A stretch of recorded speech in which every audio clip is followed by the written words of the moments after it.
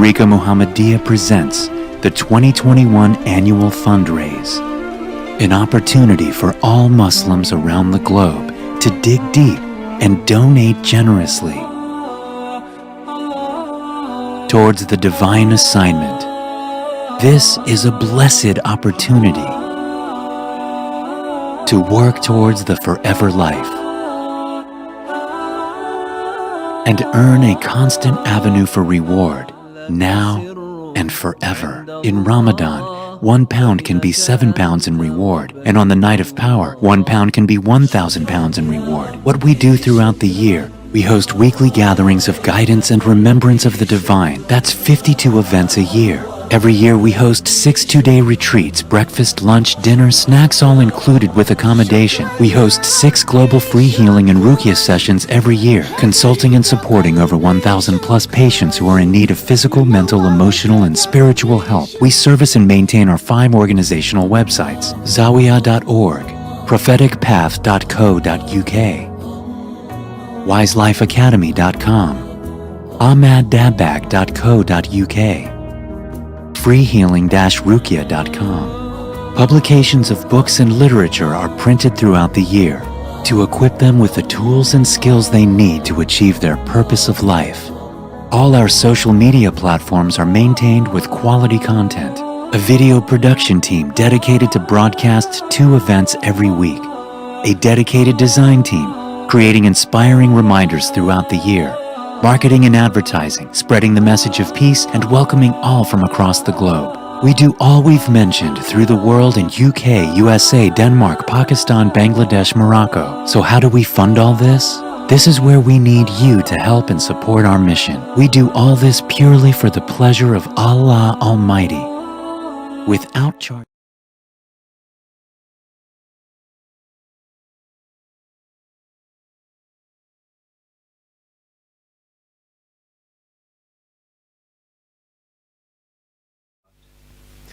الحمد لله نحمده ونستعينه ونستغفره ونعوذ بالله من شرور أنفسنا ومن سيئات أعمالنا من يهده الله فلا مضل له ومن يضلل فلا هادي له وأشهد أن لا إله إلا الله وحده لا شريك له وأشهد أن محمدا عبده ورسوله أما بعد أعوذ بالله من الشيطان الرجيم بسم الله الرحمن الرحيم يا أيها الذين آمنوا كتب عليكم الصيام كما كتب على الذين من قبلكم لعلكم تتقون صدق الله العظيم. Welcome back to another episode of Ramadan Reflections. Thank you for joining us online.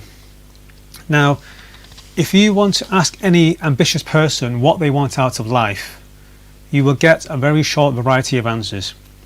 If you ask anybody who has any goal or aspirations in life what they want to achieve, you will get a very short variety of answers.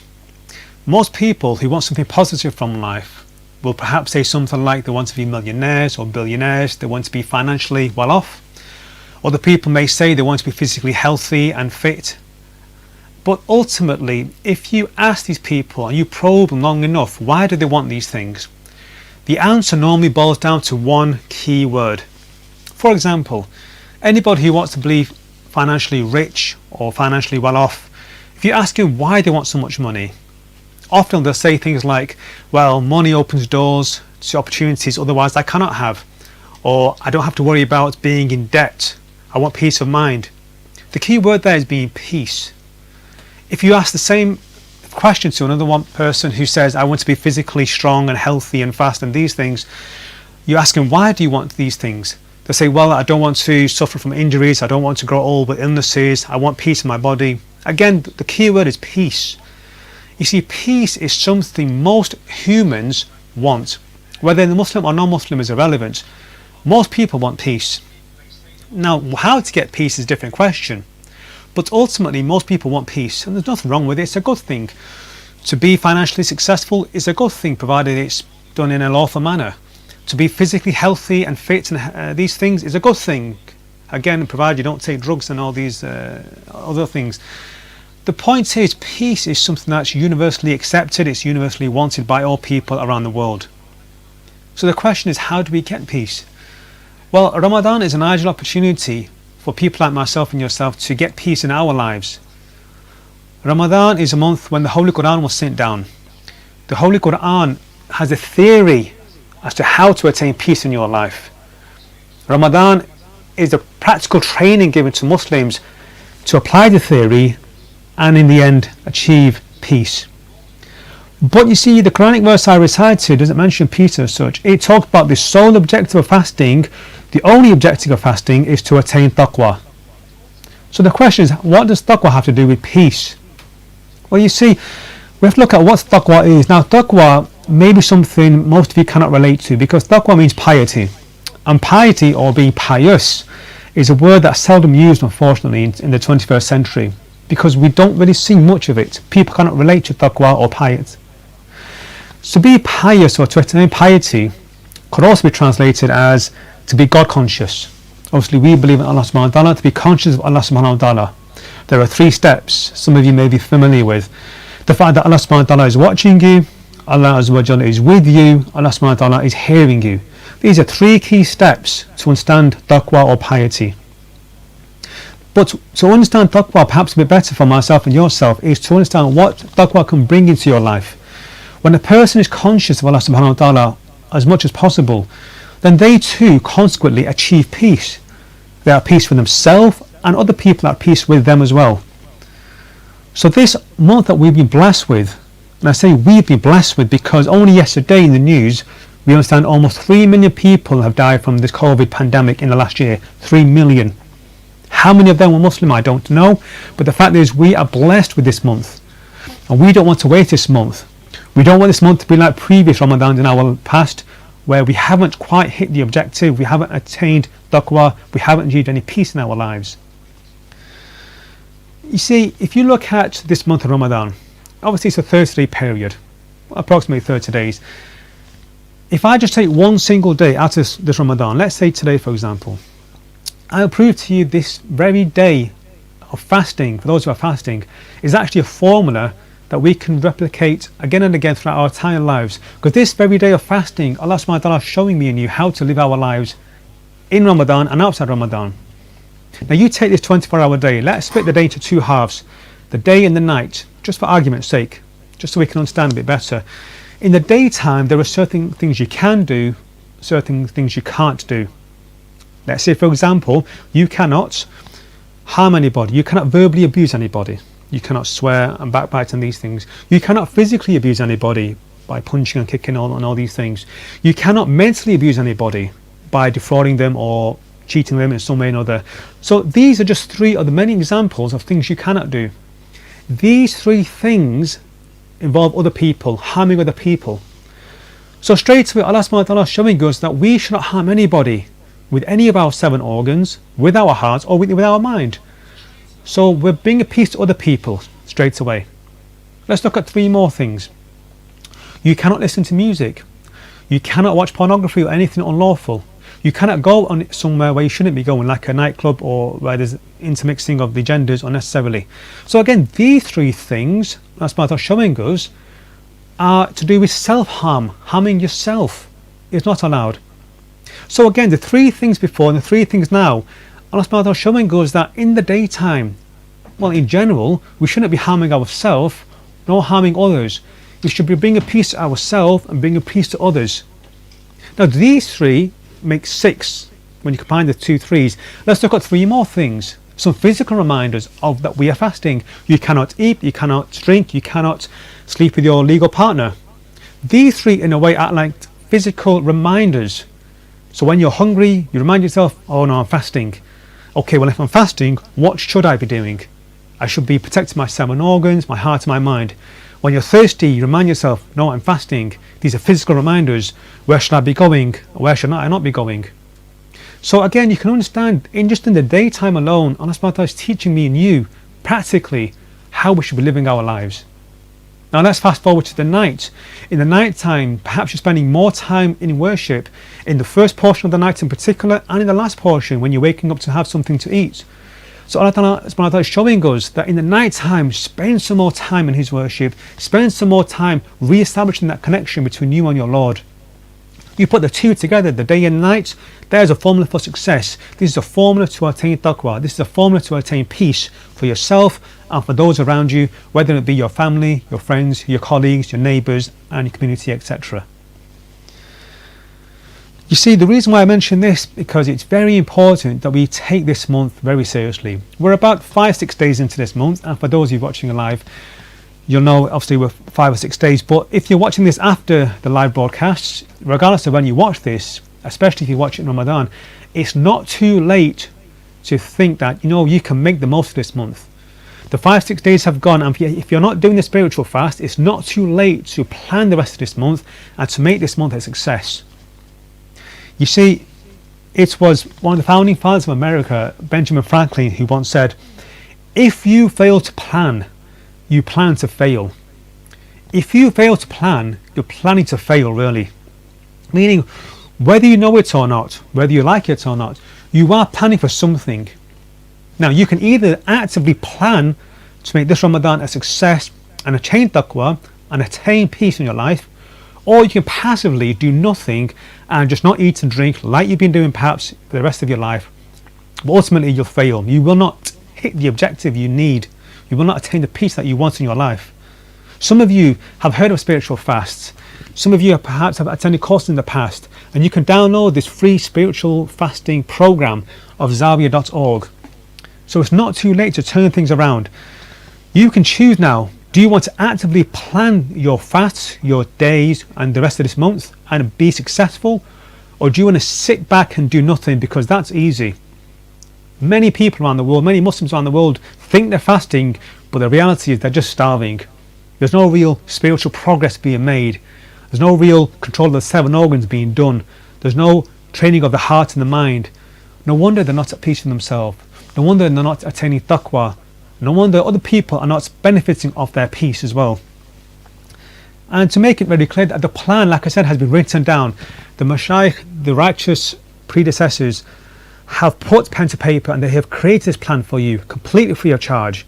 So I please urge all brothers and sisters, if you haven't done this already, please do so now. And even if you look at the month of Ramadan, this month is a plan that's been given to you. You don't have to do anything except execute the plan. This is a plan given by Allah subhanahu wa ta'ala. In fact, this plan is so perfect. This is such a perfect plan that Allah subhanahu wa ta'ala has even involved the moon. He's even involved the sun to help me and you. He's commanded the moon to rise at 2 particular points to show you when this plan starts and show you when the plan stops. Allah subhanahu wa ta'ala in their mercy and their majesty has even commanded the sun to rise and set every single day this month to tell you when to start controlling your organs and tell you when to stop as such, or when to go in the night time and worship your Lord. So he's got the sun and the moon to help me and you to become closer to him, to re-establish that connection so me and you can both have peace in our lives. You see, like I said at the start of this bayan, that being ambitious is good. Having ambitions and goals and targets are good. But you ask yourself, if you have ever had any ambition in life, you have always had a plan. If you had the intention to lose weight and become healthier, you have a diet plan as such. You eat healthy food, you exercise, you have a plan, what they call a plan of attack perhaps. If you want to be starting a new business perhaps, you have a business plan. Anybody who wants to be successful in life cannot be successful as such without a plan of attack, so to speak. Well, we don't want to attack anybody. We don't want a plan of attack, we want a plan of peace. So you ask yourself, what's your plan? Have you actually planned this month properly? Because attaining taqwa, attaining peace in our lives is much more important than being physically healthy. It's much more important than being financially successful, being millionaires and billionaires and these things. So we have to have a plan of attack. We have to have a plan of peace. You see, when a person fasts, when a person reads Quran, when a person does dhikr, when any of these things, they're all acts of worship and they're all good, of course. But these are all means. When one person reads the Holy Quran, these are means to an end. When a person reads the namaz, it's the means to an end. When a person does tasbih or zikr, these are all means to an end. The end is common, the end is taqwa. So do not be deluded that fasting itself is the act of worship and it's the end. Yes, it's an act of worship, but it's not the end. This is just the means to the end. You see, Napoleon Hill once said that plan your work and work your plan. Plan your work and work your plan. And like I said before, you don't even have to plan a single thing. Allah subhanahu wa ta'ala has planned it for you. Half of this is already done for you. The plan's been done. All me and you need to do is execute this plan as much as we can. The Mashaykh have put pen to paper, they have planned the spiritual fast for you so you can excel this month as opposed to previously. You see, now you know there's a plan of attack, now you know there's a plan of peace. It's down to me and you to do something about this. And it was Bruce Lee who once said that knowing isn't enough, we must apply. Knowing isn't enough, that there's a plan, we must apply the plan. Willingness, to be willing isn't enough, we must do. So to sit there or to listen to this and say, yes, inshallah, I'm going to do this, inshallah, inshallah, inshallah, and do nothing about it is fruitless. No. Unfortunately, one of the sicknesses of the 21st century is many Muslims, when they are encouraged to do something good, when they are encouraged to go to the mosque, encouraged to go to a program, encouraged to learn the deen, they use the word inshallah as an excuse for no. And maybe you've seen this in your own lives. This is one of the sicknesses. People are too lazy to do something about anything. People want everything given in a silver platter. Well, this plan has been given to you on a silver platter. Now it's down to me and you to do something about this. So again, I cannot stress the importance enough of having a plan and do something with this plan. And the reason I say this is because it was in the wisdom of Hazrat Ali radhiyallahu anhu, they said that planning before any action prevents regret. They said in their wisdom, planning before any action prevents regret. Meaning, if you're serious about Ramadan this year in 2021, if you're serious about actually becoming a better person, actually achieving some level of taqwa, becoming more peace with yourself and peace with your Lord and peace with people, then you have to plan this month in advance. And this is their words, not mine. This was their blessed words, their wisdom, their hikmah. You see, even the non-Muslims acknowledge this. Napoleon, many centuries after, even he said that a good preparation is half the victory. A good preparation is half the victory, and he was talking about war in general, and that's true with anything in life. If you prepared well for this month, you're halfway there. You're halfway there to achieving taqwa. And I'll give you an example of somebody, one of the companions who had great insight, great planning ability, not just in warfare but in life in general. And this is what the second Khalif, Hazrat Umar radhiyallahu anhu, they planned to have the Salat al-Tarawih that me and you read, the 20 rakat. This wasn't there before. This was their initiative. You see, their plan, their insight, their planning extended to the future generations for people like me and you. Their plan was so cleverly thought out that 14 centuries on, we are the ones who are benefiting from their plan. They are the ones who initiated the 20 rakat Salat al-Tarawih. And look at the consequence of this plan. We have so many Huffaz around the world who have memorized the Holy Quran. They have physically protected the Holy Quran. It's been memorized by so many people. Whereas if this plan had not been implemented, if they had not introduced this, then maybe we would have only a handful of Huffaz. This wouldn't have happened. The Holy Quran would not be preserved as it is today. So they had the insight, they had the wisdom to plan ahead of their time, and 14 centuries on, we're still benefiting from their plan. So I cannot stress enough how important having a plan is. I'll give you a tale, a true story. There was a Sufi, a king and a surgeon. And this is a true story. The Sufi, a king and a surgeon, three key characters in this story. And the king was actually the king of Tartar. Now, if anybody who knows anything about the ancient world, Tartar, in a nutshell, is the region of China and India and this part of the world. It was a vast empire. You had the king of Tartar he was out walking with his noblemen, and they stumbled across a Sufi, a righteous pious person. And so the king approached the Sufi, and the Sufi says to the king that if you give me 100 dirham, I will give you a piece of advice that you will value for the rest of your life. Now, the Sufi said, if you give me the 100 dirham, I'll give you this advice. So the king said, okay, what's the advice? The Sufi said in his wisdom, no, give me the money first, then I'll tell you. So the king told the nobleman, bring the money forward, and he paid the money to the Sufi. The righteous and pious Sufi, the righteous pious person said that never begin anything before you have reflected on what will be the end of it. I'll say that again. Never begin anything before you've reflected what will be the end of it. At this point, the king just stopped and thought, and he remained silent, whilst the rest of his noblemen began laughing. They thought, well, if anything, he was wise to get the money first up front, because the advice they thought was useless. The king stayed silent. This was a person of thought. He stopped his nobleman from laughing. He said, no, this person has spoken the truth. He's spoken with wisdom. He goes, how many times have you woke up and not planned your day and you wasted your day when you had the opportunity to be successful? Anyway, to prove what happened, shortly after this incident, when the king left with his nobleman, somebody plotted to kill the king, to assassinate the king. And to do this, this plotter approached the king's surgeon, what they called the royal surgeon. He approached the surgeon and he said, if you poison him with this lancet, and a lancet, for those who don't know, is a surgical instrument used to penetrate the skin. He said, if you perform this next operation, which was due on the king, with a poisoned lancet, and you kill him, I will make you the prime minister. This is what he said to the royal surgeon. Now the royal surgeon approved at that time. He said, okay, that's fine. Now the day of the operation came. The king was lying there on the bed, and the surgeon had the poison lancet in his hand, and then he suddenly stopped.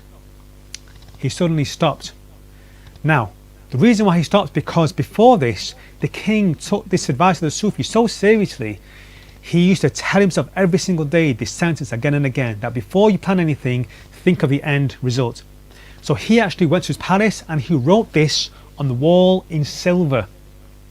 He wrote it on the wall for everybody to see and read and to benefit from. So much so, he even wrote it and had it engraved in silver on the wall. It was engraved in silver for everybody to see. And the surgeon saw this one day. He read this. Now, on the day of the surgery, the surgeon remembered this sentence. He remembered, never begin anything before you've reflected on what will be the end of it. He stood there with a poison lancet, and then he thought, hold on, the king dies, this plotter becomes a king, he can kill me anytime, because I'm the only witness of this assassination. So immediately he stopped. He told the king the truth of the plot. The king seized this plotter and he was dealt with. And then straight away the king got together all of his noblemen, the same nobleman that witnessed this righteous and pious Sufi that day. He got them all together and he said, now do you laugh at his words? Now do you laugh at his wise words? Meaning he had his life saved by the surgeon because he remembered this one thing, this person who thought ahead of his time, who thought you should plan everything that you're going to do in life. Think of the end result before you go ahead and do this. You see, one of the reasons why people like me and you are not at peace, and one of the reasons why we don't learn from our mistakes, can be summarized in an analogy taught to us by our blessed teacher, Hazrat Sheikh Ahmad Dabbagh. They narrate to us that there was a time when there was a righteous and pious person in a particular location, and there were people in his vicinity of different backgrounds. One person was rich, one was poor, one was a politician, one was famous, etc. But none of the people in his area were at peace. Just like me and you, perhaps we're not at peace right now. And all these people got together and they approached this righteous and pious person, this wali, this friend of ours, and they approached him. They got together one day, it was a hot day, and they approached him and they went to his house. So they went to his house and obviously they were entered and they were sat down, and he said that they said to the wali, they said to the righteous and pious person that we've got this dilemma, we've got this problem. I've got money, he hasn't got money, he's famous, he has contacts, he knows people, he's a politician, he has name and fame and status, but none of us are at peace. Now, to answer the question, the righteous and pious wali, the righteous and pious person, in their wisdom, he didn't answer the question straight away because it was a hot day, and then the people started to ask for some water. They were thirsty, which you can understand. They were thirsty, they wanted water. So this righteous pious person in the wisdom, they will give the answer practically. He ordered his servants to come. So they went out and he said, get some water for these people, but put the water into a different variety of cups. One cup was made of glass, one was made of silver, one was of normal metal, one was gold, one had jewellery on the outside, like diamonds and these things.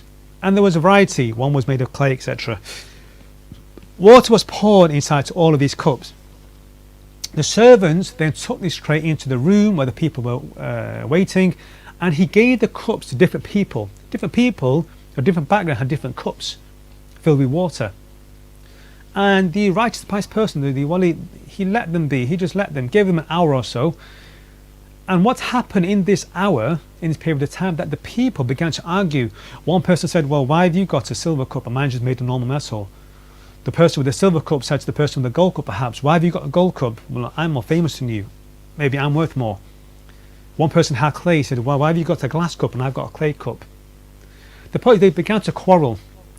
At this point, after a period of time, the righteous pious person entered the room and he said, you came to me with a dilemma, with a problem. You all asked me that none of you are at peace with yourself. You don't have peace in your life. I've given you the answer practically. And he went on to explain that you've all got different cups. All the cups contain water. The water actually represents what you really need. The water represents the remembrance of Allah subhanahu wa ta'ala. The water represents this connection with you and your maker. The water represents the connection between you and your Lord. The water you can all have. It's free. Doesn't matter if you're rich or poor. Doesn't matter if you're famous or nobody knows you. To establish the connection between you and your Lord is completely free.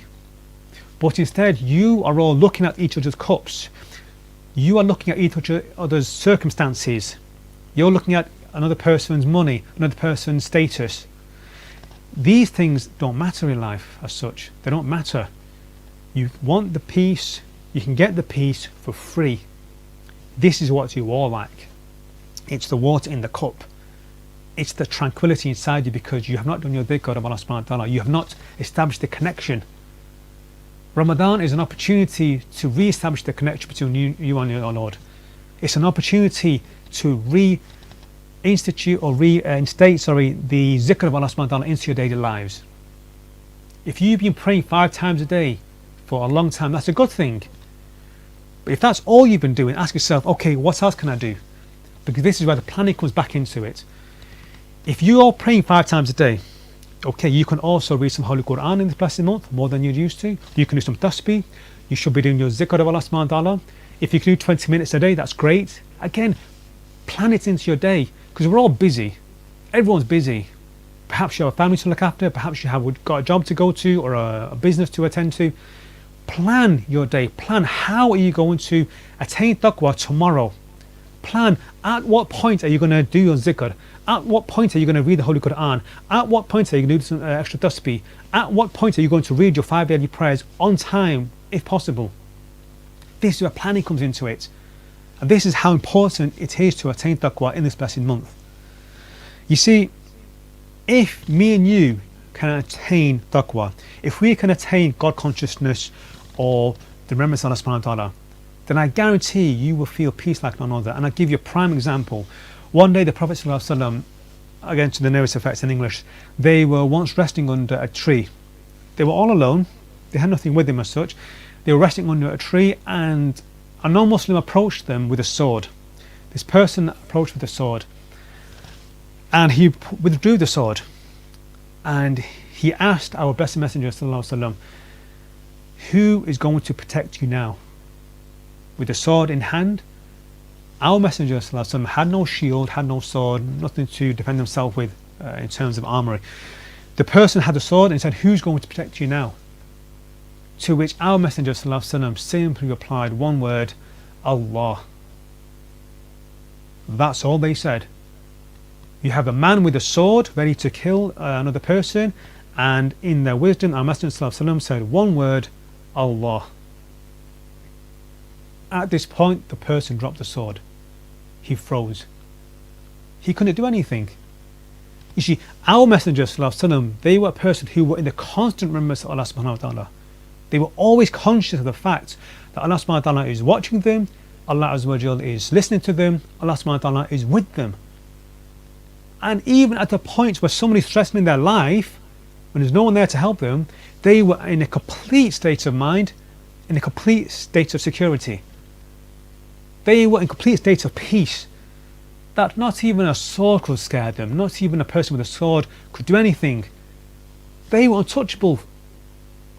Now you imagine me and you, if we could even have 1% of this peace in our life, wouldn't that be something worth working towards? Isn't that worth something worth planning towards? Of course. But this requires effort, this requires time. This requires some form of sacrifice in some shape or form. But these blessed days that are left, and even though Ramadan's began, like I said, it's not too late.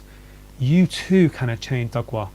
And the quickest way forward, from my personal experience, is to do the spiritual fast. If you're doing the spiritual fast already, try not to make it the same as last time. Go up a level at least. For those who are new to spiritual fasts, you can download the free pack on zawiya.org. You see, ultimately you have to understand that obviously fasting was prescribed to Muslims, as I explained in the Quranic ayat before, as it was prescribed to those before us. Reason being because the Prophet ﷺ, they defined what a Muslim was. They defined what a Muslim was, and again to the nearest effect in English, they said that a Muslim is somebody who does not harm anyone else with their tongue or their hand. A Muslim is who other people are safe from, whether with their tongue or their hand. Now, for those who have done the courses of purification, you will know the several sins or the pitfalls we can fall just with the tongue alone: slander, backbiting, swearing, etc. Ask yourself, can you honestly say to yourself, do you or do I or do we fit the definition of a Muslim? Are other people safe from us, from our speech or from our hand? Because if not, then we have lots of work to do. And this is an ideal opportunity for myself and yourself to rectify ourselves, control our 7 organs, and bring us back into this definition of a Muslim. You may have a beard, you may cover yourself up appropriately if you're a sister, of course, but ask yourself, is your tongue safe and is your hand safe from harming other people? Because this is their definition, and no definition beats this in terms of who was a Muslim and who was not. You see, to finish off with the words of the wise, our blessed teacher said that really we should be living our lives in a very simple way. And listen to these wise words of theirs: live peacefully and let others live peacefully. Live peacefully and let others live peacefully. If you can do this, then this is a very good sign that you have attained taqwa in your life. If you can do this, you will be at peace with yourself as well, inshallah. So if I've said anything that's benefited you, then all praise is due to Allah subhanahu wa ta'ala. Only the mistakes were mine. So thank you for watching this. Please do try to return on Wednesday for the 3rd episode of Ramadan Reflections. May Allah subhanahu wa ta'ala reward you for your efforts. Please don't forget to share this video and perhaps attain some sadaqah jariyah for sharing these nasiha. Subhanaka wa bihamdika ashhadu an la ilaha illa anta astaghfiruka wa atubu ilaik.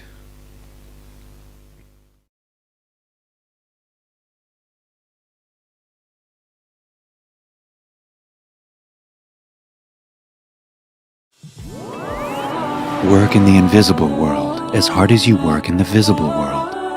The blessed month of Ramadan is upon us. 30 days and nights. A month where good deeds are multiplied by 70. And a night worth 1,000 months.